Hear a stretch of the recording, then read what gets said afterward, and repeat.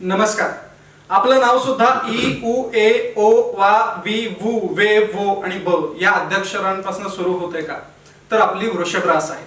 पृथ्वी तत्वाची असणारी ही रास तशी शुक्र हा राशी स्वामी असल्यामुळे बऱ्याच वेळेला विलासित वृत्तीकडे स्वतःला खेचून जात असते. नवनवीन प्रयोग जीवनामध्ये आणणे, नवनवीन गोष्टी शिकणे, जीवनामध्ये त्या गोष्टींचं आचरण करणे, आचरणामध्ये आणताना सुद्धा शुद्ध तत्वाखाली स्वतः लोकांना नवनवीन ज्ञान शिकवणे ही वैशिष्ट्ये या राशीकडे असतात.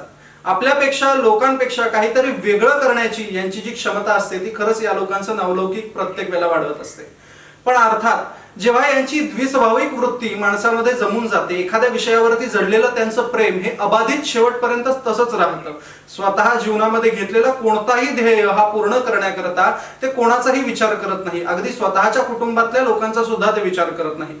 स्वतःच्या ध्येयपूर्ती करता वेडे होणारे अशी लोक ही वृषभ राशीचं खरं वैशिष्ट्य आहे असं म्हणायला हरकत नाही.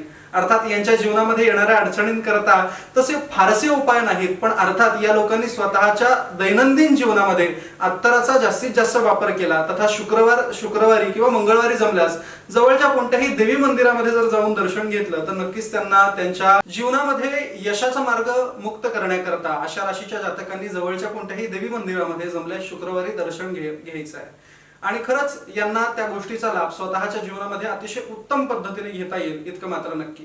पुढची रास पुढच्या एपिसोडमध्ये. धन्यवाद.